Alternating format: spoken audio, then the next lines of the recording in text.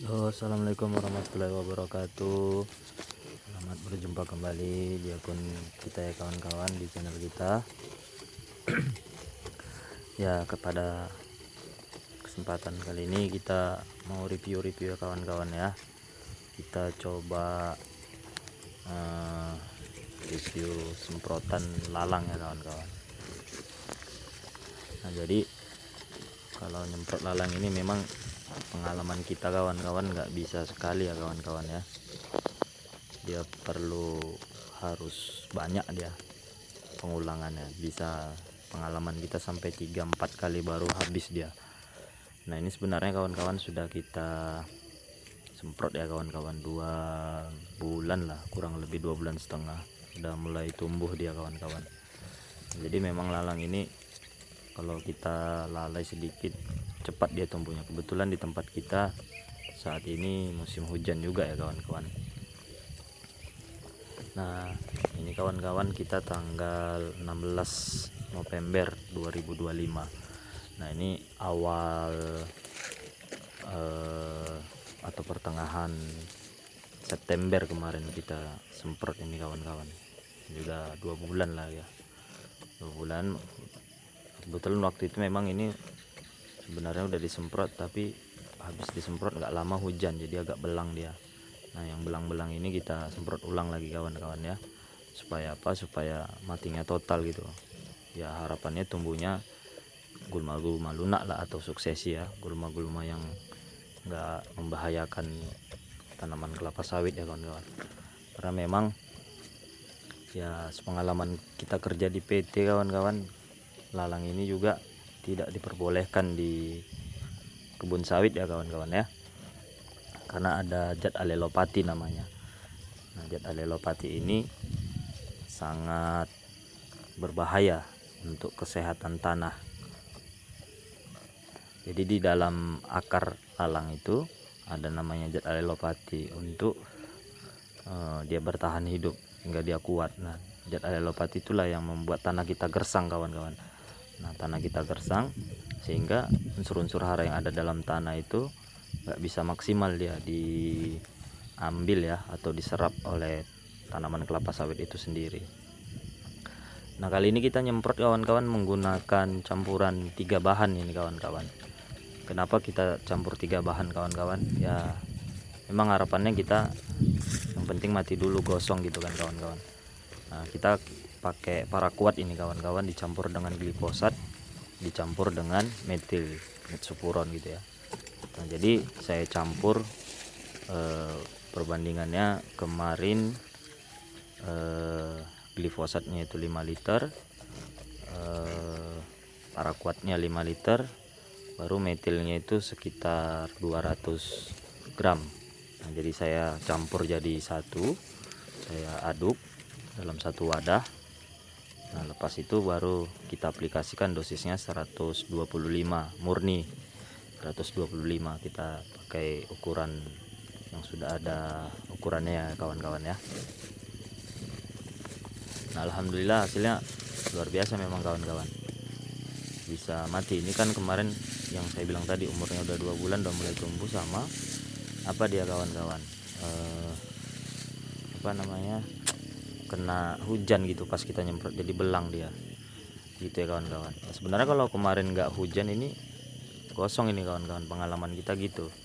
Nah, jadi glifosat gunanya untuk sistemiknya, nah paraquatnya untuk kontaknya kawan-kawan, dan metilnya juga untuk sistemiknya. Jadi begitu terbakar daunnya dari geram apa tadi kan, paraquatnya tadi kan, nah, baru kita harapkan bekerja racun glifosatnya untuk sistemiknya sampai ke dalam akar, untuk dan metilnya juga gitu sampai ke dalam akar.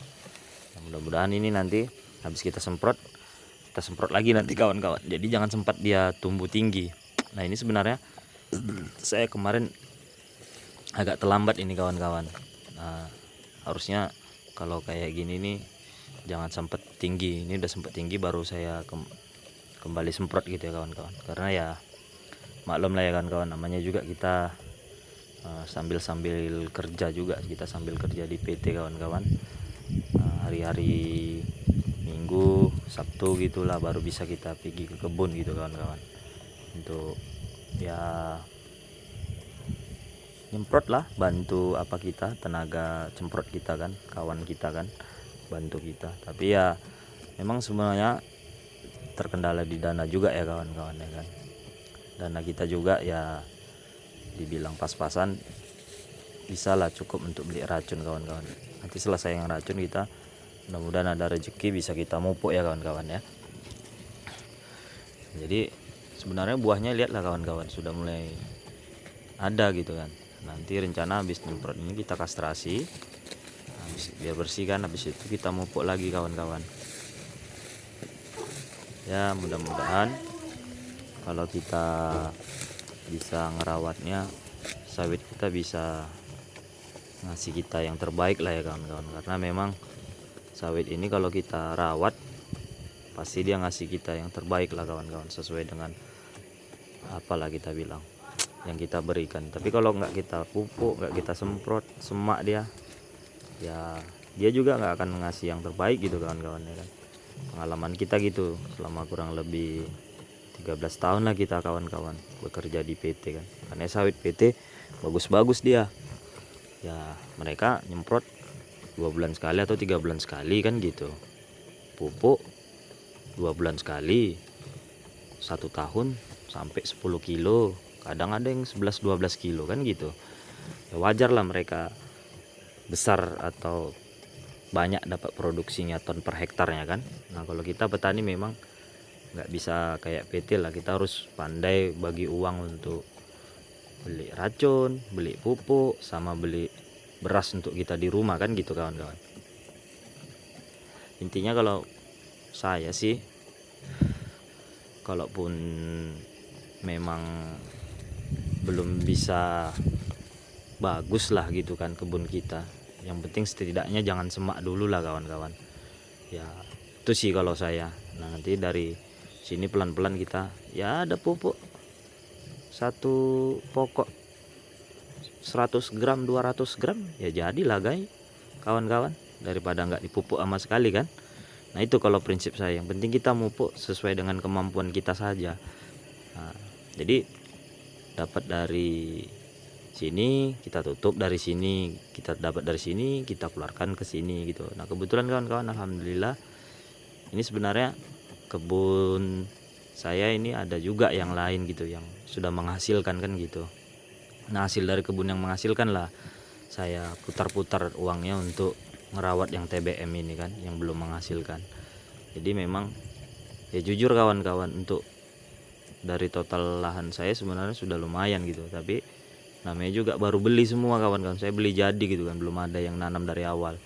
Karena kebetulan memang baru bisa dapat rezeki kesempatan belilah kita di sini dengan ya sebenarnya dibilang murah enggak juga gitu ya kawan-kawan, karena memang di Pulau Belitung ini masih besar potensinya kawan-kawan. Kalau memang kawan-kawan mau berkebun di sini, tanahnya masih banyak gitu ya kawan-kawan. Harganya juga tidak semahal seperti di kampung saya. Kampung saya di Sumatera Utara, 1 hektarnya itu kalau sudah panen nggak kemana, harganya 180 sampai 200 juta 1 hektar gitu kawan-kawan. Bahkan ada yang 300 juta kalau dia tempatnya di kampung gitu. 1 hektar 300 juta kawan-kawan, mana lah terbeli lagi ya kan kawan-kawan. Kalau kita di Belitung ini ya nggak sampai lah segitu kawan-kawan. Saya nggak bisa lah ceritakan di sinilah kawan video kesempatan. Kalau memang kawan-kawan ya ingin tahu, bisalah di inbox ke kita gitu kan, nanti kita sharing-sharing via WA. Mana tahu kawan-kawan ada rezeki mau beli tanah di Belitung, langsung aja merantau ke sini kawan-kawan. Saya yakin kalau kawan-kawan jual kebun yang di Medan sana harga 200 sampai 300 juta gitu, di sini bisa dapat 3 kali lipatnya lah itu kawan-kawan. Nah, tinggal enak lah kawan-kawan. Kalau harga sawit sama di sini kawan-kawan, bahkan lebih mahal lagi karena kita langsung buang ke koperasi atau ke pabrik kan gitu kan. Kalau ke agen ada yang 2.800, 2.900, 2.750, tergantung lah agennya gimana dan tergantung buah sawit kita kawan-kawan gitu ya.